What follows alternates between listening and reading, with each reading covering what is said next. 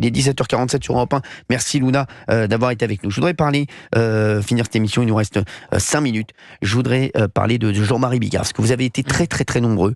D'ailleurs, Pascal m'en a parlé, Pascal Praud, il y a un instant sur Europe 1, à regarder l'émission hier à la télé où Jean-Marie était mon invité. Et il a parlé de ce qu'il avait touché dans la vie. J'en ai parlé un jeudi. Apparemment, Jean-Marie, tu aurais touché entre 80 et 100 millions d'euros dans ta carrière. Tu aurais gagné entre 80 et 100 millions d'euros. Et il a été incroyable. C'était un moment d'émotion fou. Il avait dit, par exemple, voilà, il disait, un Zénith, c'est 5000 places à 35 euros. Je gagnais 100 000 euros par jour. Je faisais 150 dates par an. Vous vous rendez compte ou pas ? 100 000 euros par an, 150 dates par an. Il nous a raconté qu'il avait vendu 7 millions de DVD. Ou pas 7 millions de DVD sur le Stade de France seulement.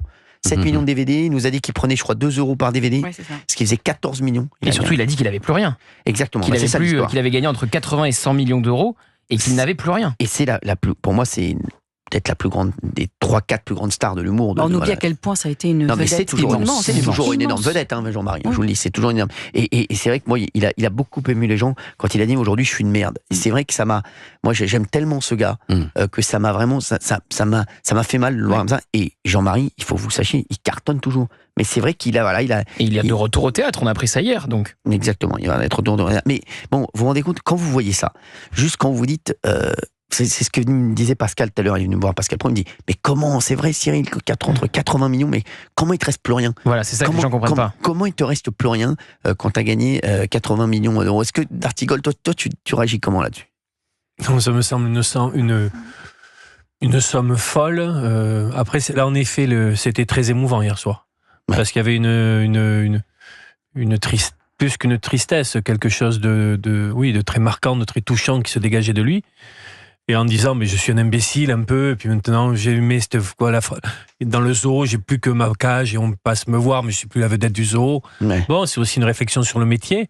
Je pense qu'il a dû être très généreux aussi. Parce qu'il en a parlé. Justement. Il a été.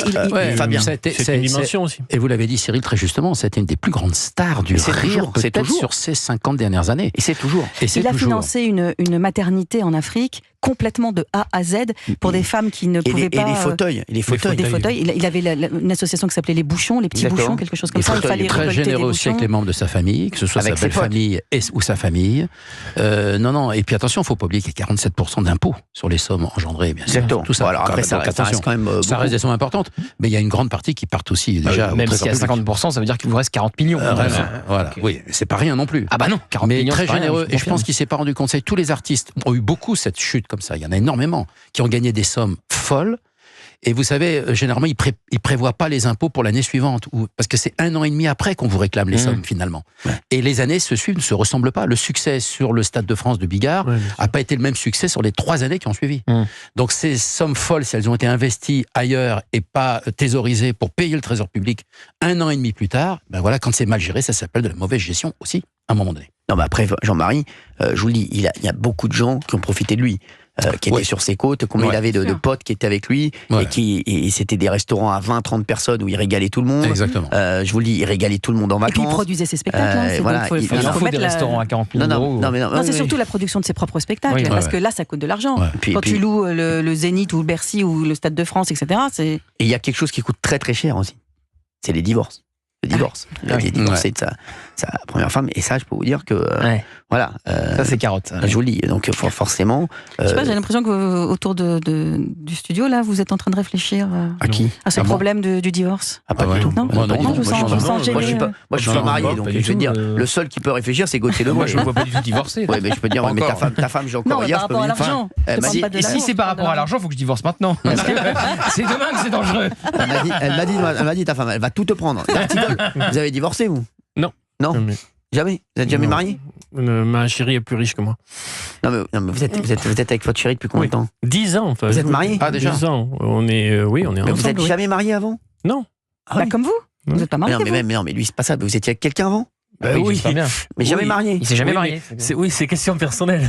Ah, je connais d'Artigol, ça. Je connais les communistes.